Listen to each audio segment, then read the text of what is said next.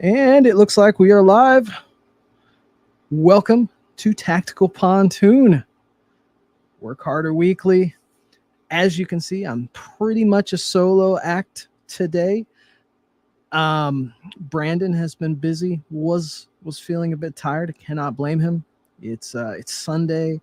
Really should be resting, but hey, let him rest. I'm gonna be here tonight,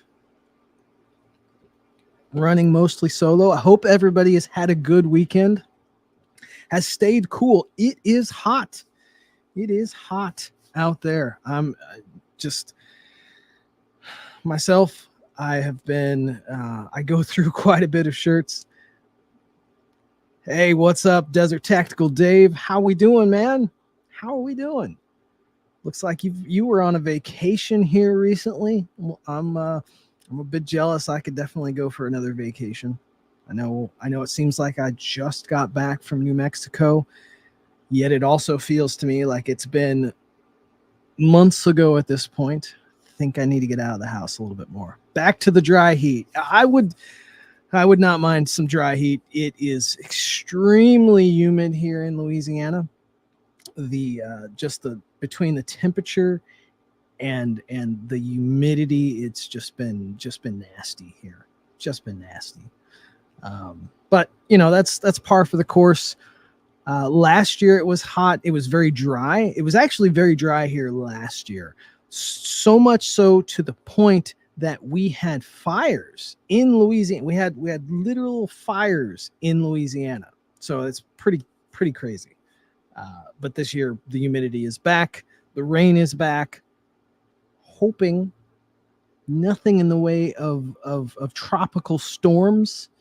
I really don't want to have to go through all that stuff again. We did that in 2020. Really prefer not to have to do that again, ever. To be completely honest, I am not a native of Louisiana. In Missouri, we had tornadoes. Have tornadoes. Those are bad enough, but not a huge fan of the hurricanes. Just gonna be honest. But anyways, here we are. It's been a busy week. I'm looking pretty scruffy. Not even gonna lie. I have stayed busy between this shop, the other car shop, some laser stuff. I've stayed very very busy, and so I'm pretty scruffy. My hands are mostly clean from working. I built some triggers this morning. Got things rolling. Got some stuff polishing. Work harder every day. So, what else? What's on the dock tonight? There are a couple things I did want to talk about. One of them was kind of a customer service thing that came through over the week. I'll talk about that a little bit. I came with the Charles 3.0. Did a little giveaway on Instagram. If you're not following me on Instagram, you probably should. Tactical_pontoon. That's probably the place that I update more often than anywhere else. Yes, Dave. That video that you did on the Peacemaker trigger shoe is linked on the website. So I hope that has drove some traffic your way. I do hope that's drove some traffic your way for, I love seeing your channel grow. I love seeing, I'm a small channel. I am nobody in the wide array of things, but if I can help, so be it. The other thing that I wanted to kind of touch on or talk about is Glock store, old Lenny McGill's Glock store, copying a trigger shoe. It went all around. I saw it on Instagram. I saw it on Facebook, where Glock store copied a trigger shoe design. And I want to talk about that. Why, for me, it's a little bit different than who they copied, and kind of my thoughts on it. So those are kind of the things I'm going to go over. Obviously, with Brandon not here, I don't know how long the stream's going to go, but I'll if you guys have questions, if you have trigger questions or other questions, yeah, hit me up as always. We can talk about things live. I can't really show anything on a live stream or YouTube. I know we are on Rumble as well. So Rumble's not going to pull it, but YouTube will. So I can't really show any, assembled Glocks. So be it there. Anyways, another thing, the new Tactical Pontoon sticker is live. They're shipping with orders now. You can see I got myself with a little. It's actually not me.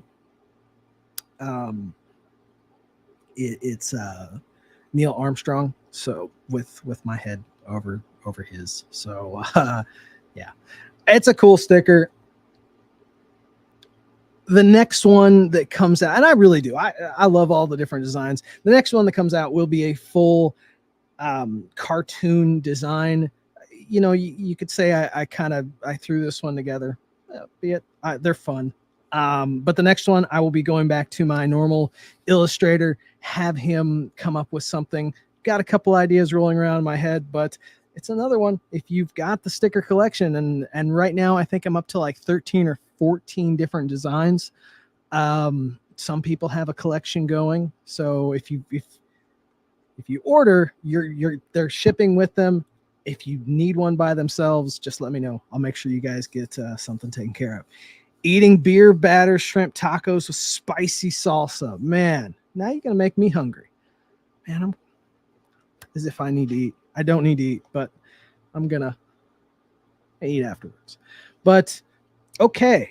Another thing that came in is, and you can kind of see it a little. This is the inspiration in the background.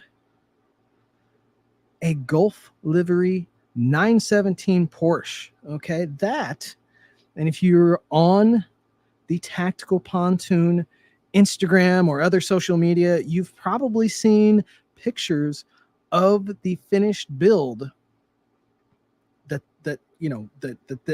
this 917 inspired. Okay, so we're gonna zoom back on me. I think that's close enough. Not too bad. And I can't show the whole thing because YouTube, but right here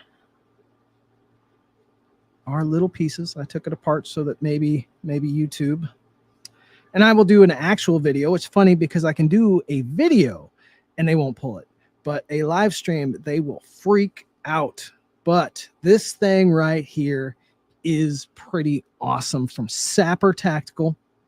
He did the Cerakote. I gave him ideas for what I wanted on, with that 917 Porsche, and he knocked it out. I will be doing a dedicated video on it, but my goodness, this thing is amazing. Clint Price over at Sapper Tactical did just an amazing job on making this thing happen. It is built on a Nomad 9X, so it's basically a Glock 45 or a 19X frame. I have a Gunco slide. I have the Gunco +5 extension. It's just awesome. I will be doing a dedicated video for it, but I wanted to show it off a little bit because wow, just amazing. So if you pardon me, little belch there, a little bit of C4, pink strawberry C4. He did an amazing job. I've worked with Clint on a lot of different Cerakote projects. He has done Cerakote for triggers. He has done a couple different builds for me. Obviously, he will be doing more for me in the future because he just knocked this one out. It's amazing. As I said, I'll be doing a dedicated video on it. I just had to show you little pieces. It's just orange and the blue. Oh my goodness. And then the trigger, you guys, I'll do an actual video on it. I've been meaning to, but I haven't yet. So just be patient. It will be worth it. Again, if you want to see pictures of it, check out the Tactical Pontoon Instagram page. I took some pretty good shots, I would like to say. Okay, so let's talk about a customer service thing that I went through. And I talk about it because I think it's a good lesson, maybe if you are in business, or maybe there's something I can learn from it still. But recently, yes, the Charles. Recently, I had a customer who wasn't a customer. He found me on Facebook, reached out, and we talked about an Apex trigger that he had. It was having trouble maintain. They changed over to a polymer safety tab inside of their aluminum trigger shoe, and somewhere along the line, it was binding up and catching on the trigger shoe, that trigger safety. So I helped him diagnose what it was. We looked at it. His level of understanding was not the greatest, which is fine. I deal with that all the time. And so I pointed out different things to look at, and told him what the issue was. And he ended up getting with Apex. He kept calling the safety a sear for some reason, and I'm not sure why. So I told him, no, it's a safety tab, not a sear. You know, I pointed out what the sear was. And he ended up getting a hold of Apex and sending that trigger back. And then he said, well, I'm just going to buy one from you. And he elected to pick up a Peacemaker 3.0 system. He asked how difficult it was. I said, well, it's an entire system, so it should be easier to drop in place instead of the parts that you had from Apex, because he had bought an Apex with a trigger, the trigger shoe, the trigger bar, and the connector. And so whereas mine would be a drop-in system. So he elected to do that. I did not push him to do that. I just, I tried helping him with the Apex to maybe, get the safety fixed up for him so they didn't have to buy another trigger or anything like that. That was the whole goal, was to help him fix his Apex, because he saw a post of mine saying, I'll help you with a trigger. Hey, what's up, Stuart? So I said, that was the whole idea, was to help him with that Apex, get it figured out. Was not to sell him a trigger whatsoever. As I said, he elected to, when Apex gave him the option, because of the faulty safety tab, he elected to send it back, and he wanted to buy a trigger for me. No big deal. So he bought a Peacemaker 3.0, and when it arrived, he was able to drop it in place. It was in an SCT frame, and which is just basically a Generation 3. When it arrived, he dropped it in place. I think another thing he had issues with was a slide stop lever. He wasn't sure where the spring went, underneath the top pin. He was running into issues like that. Normal. See that all the time. But dropped it in. He loved the way it looked. He said it was heavy. Okay. Then he said it's heavier, or as heavy as my factory trigger. I said, okay, well, what we can do is, I told him about cruciform engagement. I told him we can look at even sending it in, maybe, the biggest thing would have been cruciform engagement. Most likely it was probably dragging, and it just had too much engagement or something. He got very upset almost like off the bat, which is, yeah, it's a drop-in, but any trigger any Glock based system, they're tolerant stacking. And I did my best to try to explain what it was. And then he started saying, well, I'm going to have to take it to a gunsmith, and they're going to have to do this. It's going to cost me a bunch of money. And I linked him to videos to try to explain it, because he had already done a lot of DIY things. So I did what I could. I offered to have him send it back to me, and I would look it over, maybe change a component, do what I could to help him out. And he mulled it over for a couple days, and he mulled it over. Then he sent me, "Oh, I'm just going to send it back." I said, "Okay, not a problem. I will give you, I'll give you a refund." And then he said, "Well, send me a return label." I said, "I can send you a return label, but that will come off of the top of your return. I don't refund shipping. Shipping is not free. It's just, you read my terms of service. It specifies that, and it also specifies a restocking fee. I don't normally charge the restocking fee. I really don't, unless you're a jerk. It's there in the terms of service, but I don't normally charge that." So he got very upset with that. But they said, "Okay, well, just send me a label. Send me a label. You're gonna screw me out of $20 as it is. Send me a label." So I tried emailing him a label. I sent it 3 times. And then I got an email back, and he kept saying, "I'm not getting the label. I'm not getting the label." Okay, so I said I would send it again, and I would tell him check his spam box. Well, on the 3rd try, I got an email back saying, "I don't know who this is, but you're sending, I think you're sending it to the wrong person." So he gave me the wrong email, and I told him, I said, "Hey, I think you're giving me the wrong email. I got a response back saying it's the wrong email."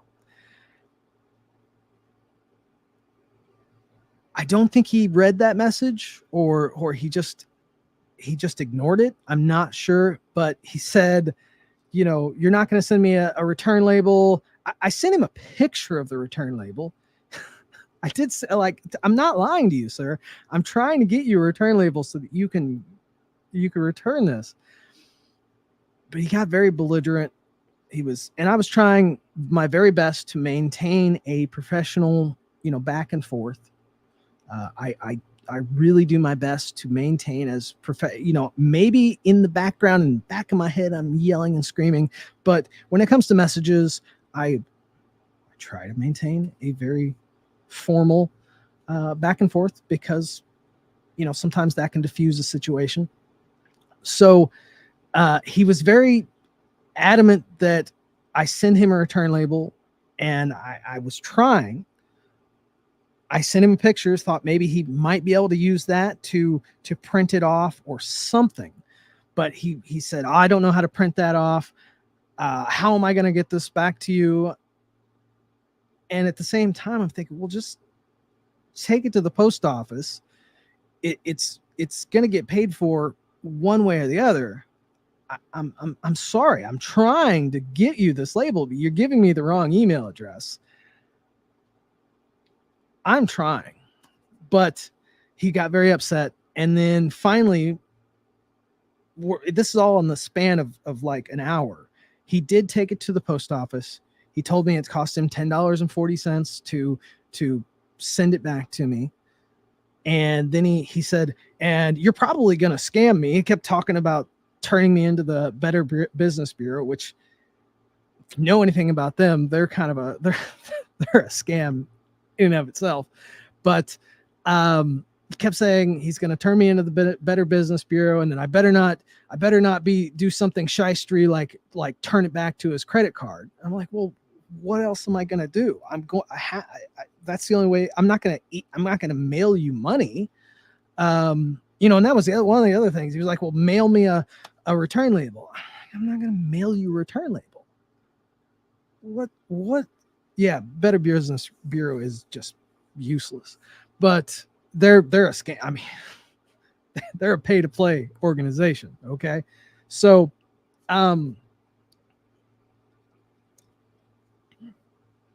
he ends up going to the post office, and he sends it back. Very upset. A couple days later, I got it back. I threw it in a test frame. It was perfectly fine. He hadn't scratched it up. Thankfully, he did return it in one piece. He returned the spring. He forgot about this, the striker spring. 3.0 systems come with a striker spring. He had issues putting the striker spring in. I understand that, but he kept telling me that I needed to include a striker with the kit that's already fully assembled. And I tried telling him, well, that's going to cost money on top of the trigger, like it's going to cost more to do that. And I sent him video links to how to do it. He was very frustrated with that. Just the whole process, unfortunately, frustrated him on a drop-in trigger. I told him several times, I'm like, sometimes if it's above your abilities, you can't, you should take it somewhere. And I really did try. I wasn't, but anyways, he sent it all back.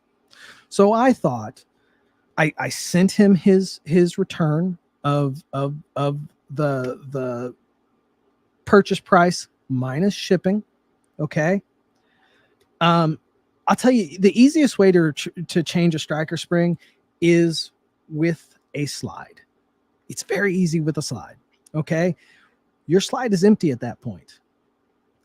You put your striker in the channel backwards with your liner or your little spacer. Then you put your spring on, and with that, and you that way you can push down on the striker spring and the whole assembly all at once. You can put your cups in, you're good. It's extremely simple if you use your slide. There are tools, there are blocks that have a little hole in it, but you've got your slide. Super simple. I showed him that. So I sent him his refund. 10 minutes later, I get a message. I get a message on Facebook Messenger about how terrible I am that I didn't return his shipping, and I should have returned. I should have sent him a label. I'm a shyster. I'm this. And I'm like, again, we already talked about this. You're getting a credit back for everything but the shipping. I'm trying, kept it very simple. And then he messaged like 3 or 4 times. Then the last message was that if only he could get a hold of me, he would stomp a mud hole in me. I'm thinking to myself, it is. So I'm like, okay, I'm frustrated as well. I thought, you know what is the best thing that I can do? I'm going to give this trigger away.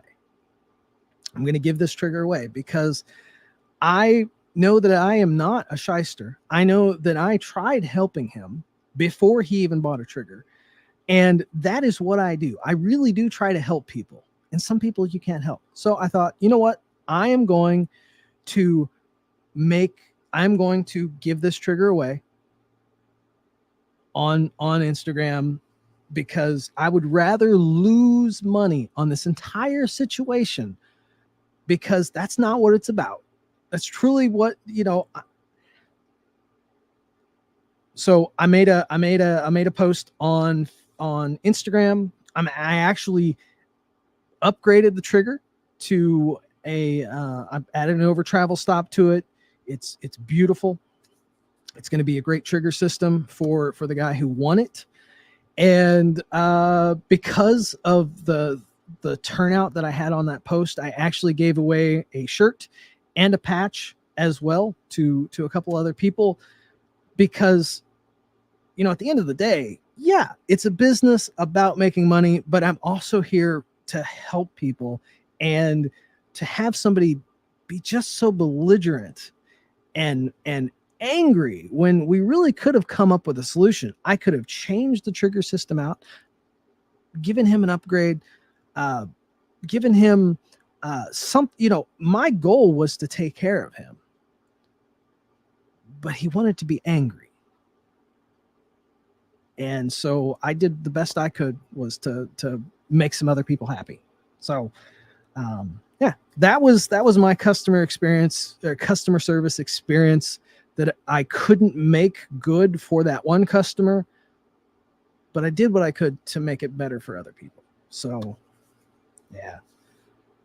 Holster company. Oh man, I can only imagine. Yeah, they don't know which model they own, or they want to change lights and they buy some cheap light that, $20 on Amazon. I definitely, I feel for anybody who does holsters. I really do. That's another one that I can only imagine. So armsmen, my hat's off to you on that one. But yes, in the gun industry, at least in my world, Karens are now Charleses. So that's just the way it is here now. That was one of the winning things was the Charles. So sorry, checking something on my phone there. But that was my experience. I made it as good as possible. Yeah. Because they don't care that, yeah. And they don't want to send their light in so that you can make a mold off of it. If some holster companies will do that, and then they don't want to send their $20 light in. Oh yeah, HVAC. I'll tell you, it's an unfortunate thing in any industry where we deal with people. Which, let's be honest, you're always dealing with people. I come from an aviation background. Working on military aircraft, we dealt with a government agency that basically their whole job was to be the customer, and they were fun to deal with at times, trying to get planes, things that actually would work. Anyways, am I going to keep the Charles 3.0 as a system? I don't know. Maybe. Most people say I have too many options as it is, so I don't know. I might offer it every once in a while in memory of the Charles. We'll see. Maybe. So yeah, that was my experience. I made the best of it. I had fun, reading everybody's ideas and their posts. I guess if I was more professional, I would never have made that post on Instagram to give it away the way that I did, but not completely professional. Okay. I'm not completely professional. I try. So anyways, speaking of unprofessional, I do want to roll into the Glock store drama. Okay. My thoughts on it, why my feelings are a little bit different than Standard Company. So if you guys haven't heard or seen, it looks like Glock Store, and I haven't gone to Glock Store's website. I really try to stay off the Glock Store's website. It's just they're nasty. Okay. They're just not a company I like dealing with. It appears that they copied and told Standard Company that they were going to copy their trigger shoe. Standard Company makes it's a nice trigger shoe.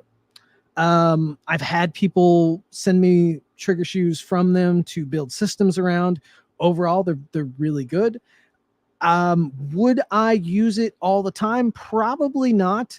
It does fall within a little bit of a gray area for what I like margin wise. Okay. For factory frames, really good. But I like the trigger shoe. It's a neat design. It looks good.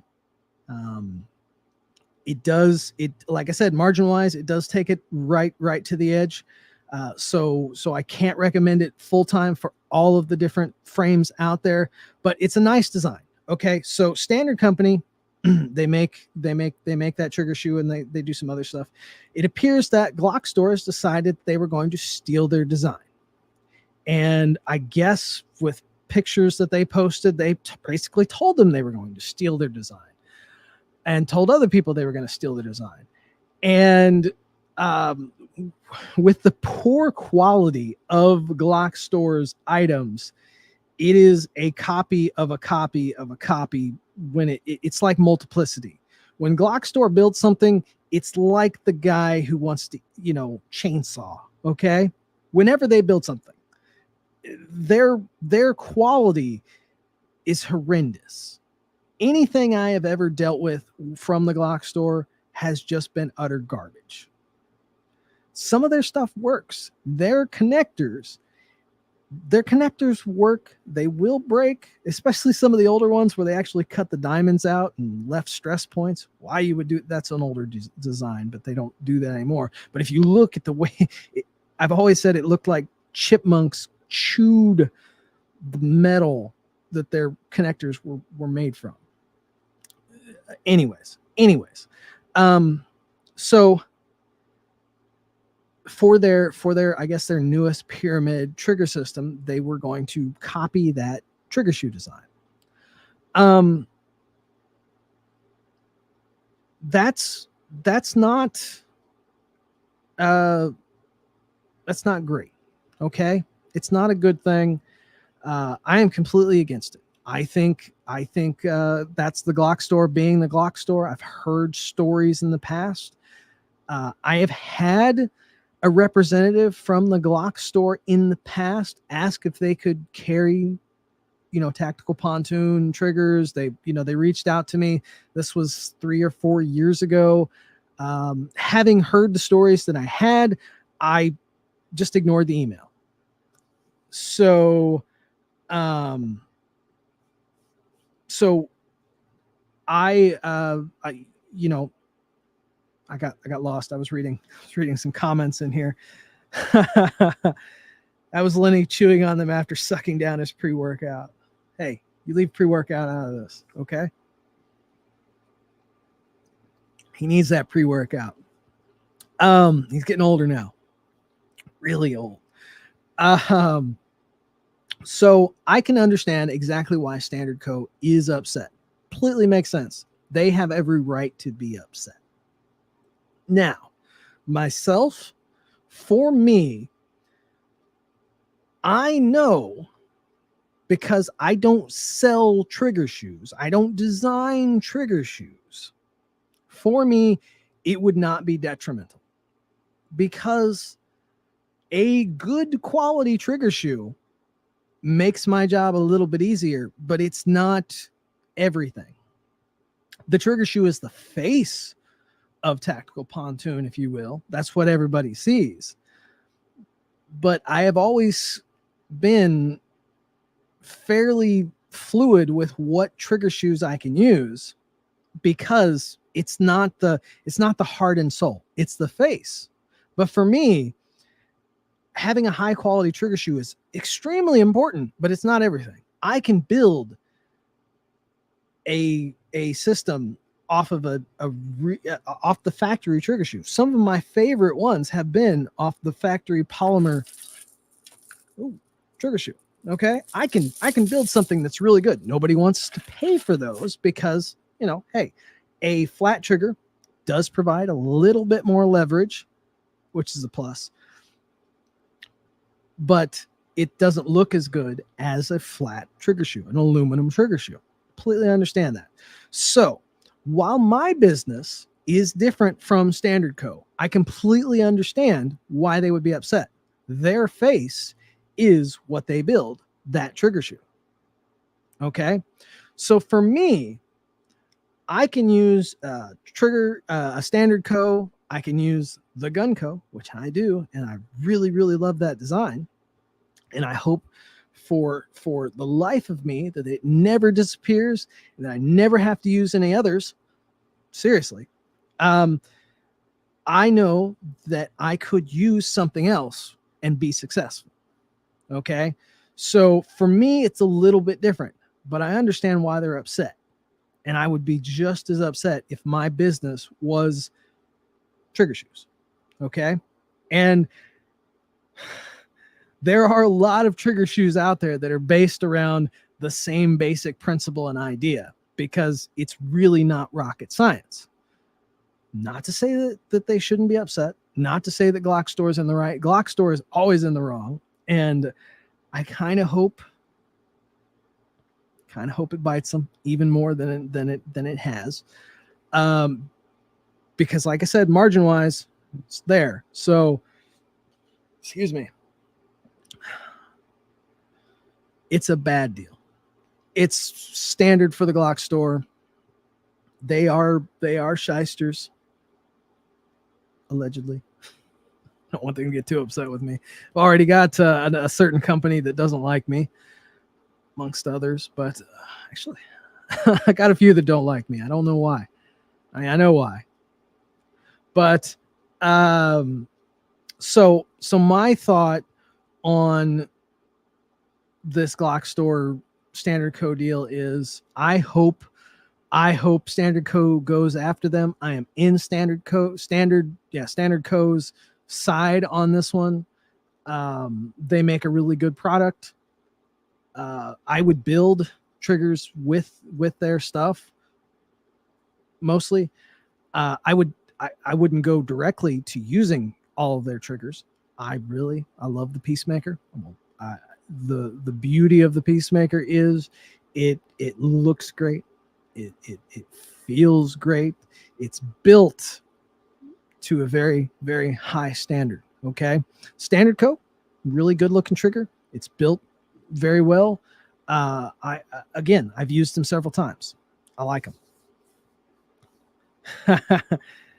Yeah. Cease and desist letters. I've seen one of those from a company, a trigger company, fuckers. So yeah, I hope they go after it. Glock Store's got a lot of money. But obviously there is a lot of, they've got a good amount of evidence saved up. I saw, I scrolled through them. I didn't read all of them really close because again, being busy, and two, it's a little bit different deal. Glock triggers are not exactly rocket science when it comes to the trigger shoe itself. And really, I'm not that smart. Truly not that smart. The workings are not rocket science either. They're not aviation science either. But obviously there's some special things to it. But Glock triggers themselves, the trigger shoe, it's been done. It's been done really well in different ways. Standard Co's got a good design. Whatever Glock Store does is it's probably such a poor design that they may have trouble suing them for it because of how terrible their finished product will be. That's just me saying. Not Timney. No, Timney has not sent me one. No, it's a little company, starts with an O. Not Timney. So yeah, Timney. I could talk about Timney. I didn't talk about Timney for a long time due to somebody else using Timneys, but so many failures and so many issues with those. I couldn't be quiet anymore. I had to say, hey, these literally are crap. So, but that's kind of that. That's my take on all of it. I'm with Standard Co. If somebody did that to me, even somebody copied my system work, I would be upset. But I would also rest on the fact that if somebody copied my work and they got what I do, they would not have the experience that I have to back that up, because there are little things that come into play that, troubleshooting wise, you're just not going to get the same customer service, because I've been in the trenches. I've seen failures that I never even thought about, things that you're not going to see in a Glock Armorer's manual or in a Glock Armorer's course, things that that would blow your mind, as well as supply, getting enough pieces and parts, quality of those pieces and parts on a consistent basis is quite an ordeal. So while I would hope nobody would ever copy me, I'm sure it's happened. Uh, you know, it is what it is, and I will. They could even copy my badass stickers. Maybe they get a better looking model for the stickers. But my goal still will be to help people out. Because at the end of the day, I could make the best thing in the entire world and be a douchebag. And while I'll sell some longevity wise, it just won't be there. So no matter where I go, whether it's not that I plan on going anywhere, but the whole goal is to help people out. If I decide to do something other than Tactical Pontoon, I'm going to find a way to be successful by helping people out. So from a business standpoint, if I can point anybody anywhere, is to be a part of the community. It's not easy sometimes. It's definitely not easy. I have had to delete a lot of statements that I wanted to post. It's not easy, but it's worth it. That's how you succeed. Talk to the community. You can't always please. You're never going to please everybody. You're never going to bring out everything that everybody wants. It could get extremely expensive, and you could turn a lot of money into a lot of product that only a few people will buy, because sometimes those people are the loudest people. But be a part of the community. Do what you can to help people out. If you've got knowledge, spread some of that knowledge around. Give somebody an idea. Help. Help. And don't judge too much. Sometimes I know one of the things that kind of triggers me are the rubber Hogue grips. And I see those, and I used to comment about how bad they are. But I don't do that anymore. I don't need to say that. I'll let somebody else say that doesn't have the possibility of helping that guy out. Because as soon as I tell him that his Hogue grip sucks and that it could cause an issue, and then I tell him, hey, I can build you the trigger that you need, I'm pretty much, I've cut the possibility of that down by at least half. So, maybe I don't like their choice of color schemes or something. I can just shut up about that. I can tell them, hey, that looks like a good build. And maybe, and then I don't even have to talk about triggers. Sometimes I'm noticed and recognized in some of those posts. Hey, you're the trigger guy. Whereas if I had just gone in guns blazing, shall we say, well, now maybe he liked it. Maybe he wanted to buy a trigger from Tactical Pontoon, but Tactical Pontoon's a jerk. And I am not a saint. I can be a jerk. I can be judgmental. I've been around a lot of really high quality builds. I have made the mistakes early on that some of these other guys have. So, just because I'm farther on in my life, just don't judge. Just, scroll past. Hey, all right, we got Blade Boy in here. Scott 79, you like the rubber Hogue grips on revolvers? I'll let you slide on the revolvers. A little bit more old school. Well, good. I appreciate it. Sending people my way. I can't, without word of mouth, because I don't have a huge marketing budget or anything like that. I would not grow without word of mouth. So if I treat people bad, that don't buy from me or anything, if I treat people bad, that word of mouth can still spread, but it's normally in a negative light. I would prefer that word of mouth spread in a good way. That's another reason why I help people. I have had people that have never bought a trigger from me, but they recommend Tactical Pontoon to somebody else because I help them with their other brand trigger. So, that does go somewhere. That does go somewhere. Man, I do. Dave, I know you've sent people my way. I have had people say, "Hey, Desert Tactical recommended you." So if I didn't tell you that, Dave, I'm telling you now. You have sent people my way, and I appreciate it. I really do. And I hope, like I said, with your videos that are on my website, I hope I've given you a couple subscribers. So works both ways. Connector issue. I've see a lot of connector issues. So, but I think that's about what I wanted to talk about tonight. Without Brandon here, I do have a little bit of a co-host. Gaston, come here, Gaston.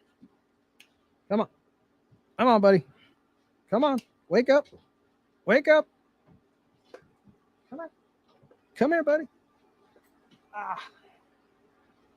Got my little co-host in here because it is hot outside. This is Gaston. He has been around a while. If you've watched any of my old videos, you've probably seen him in the background. Gaston is still around. It's pretty hot outside, so he's chilling out here with me. He's kind of in a little bit of trouble per se. Him and my other male dog have been getting into squabbles over the years. We were hoping that once we got them fixed, and as they got a little bit older, they would chill out and be okay with one another. But it doesn't appear that is going to be the case. So they have to stay apart. And being that Gaston is the hardier of the two, he spends a little bit more time with me outside. The pit bull, the other male, the one who gets beat up all the time, he stays inside. He's a little bit weaker in many different ways. There was a bit of a vet bill with him. He got tore up. Not too bad, but enough that we took him to the vet, had him stitched up. So they stay apart from one another. Gaston spends a good amount of time out here in the shop with me in the AC. And then at night, he's got a kennel, a little crib or a kennel, metal kennel that he stays in my laser shop that is also air conditioned. So he still has plenty of air conditioned, even though it's hot outside. He does spend some time outside in the heat, but about the same amount of time that he did before. So he's rocking in here with me. You'll probably see him in the different streams. So as we're during the heat and in the cold.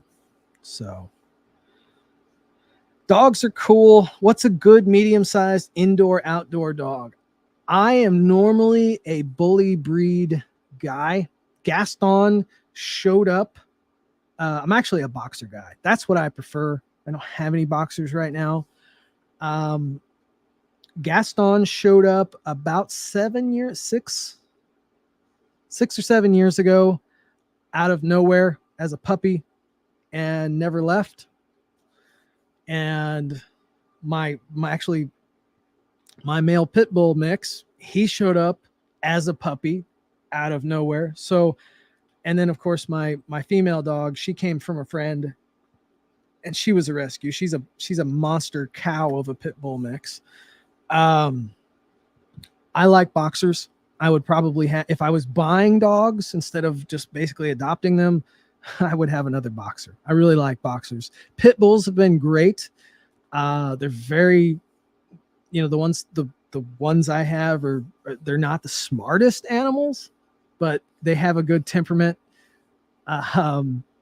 Gaston being a healer mix, he's very smart. He is extremely smart, but he's bossy, which is one of the reasons why those two get into their little tussles, their fights. I've literally got into pulling them apart. It's not been fun. So Weimaraner, yeah, Never had a Weimaraner. I've had Great Danes. They're big, dumb animals. Had several boxers. Really love boxers. Lots of mixed dogs over the years with lab and golden retriever and that sort of thing. Labs are good. They're kind of like vanilla in my book. Border collie. Collies can be smart. Collies can be very smart. Not sure on beagles or dachshunds.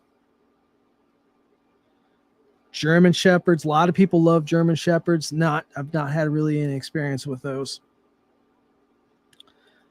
Health-wise, better to have a mix. Really, honestly, that's the truth, especially as breeds have become so separate from one another, where they breed certain traits to be more prevalent. You do run into health issues. Definitely. My pit bull mixes have been extremely great. They're kind of dumb, but they're lovable. whereas the healer, he's smart, but he's a douche. He's kind of a douche.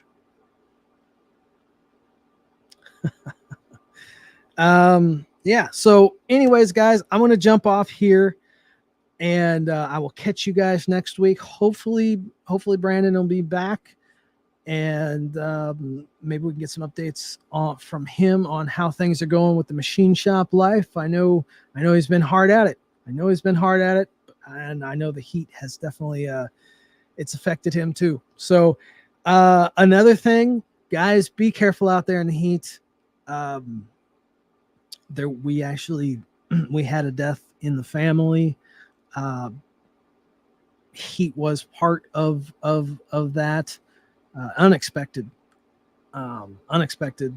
loss in the family. And like I said, heat was a part of it. And so if anything, guys, be careful out there in the heat. If you're not feeling right, if you don't know what your limits are, and you're feeling, you get that feeling where you're not sure what's going on, man, get out of that heat. Go do what you can do to get out of the heat. Get some water, cool down. Be careful taking showers. You can shock yourself, and put strain on your body. Just try to stay cool as best as possible. Okay. So, and it's been a hot one this year. It's been a hot one. So, all right. Anyways, not to end it on a bad note. It was an unexpected thing. Father-in-law. So, like I said, everything is as good as it can be. My main thing was just to remind you guys: be careful out in the heat. Just take some time to make sure you're okay. All right. So I will catch you guys on the next one next week, unless something comes up. As always, if you need to get a hold of me, you can send me an email at tacticalpontoon@gmail.com. You can get a hold of me on Instagram, tactical_pontoon. Somewhere on Instagram or on Facebook, Tactical Pontoon something. Not triggers. There's two. I made 2 pages screwed up. I'll answer both. But Tactical Pontoon, one word, on Facebook is the best one to get a hold of me on. Okay? So I'll catch you guys next time. Later.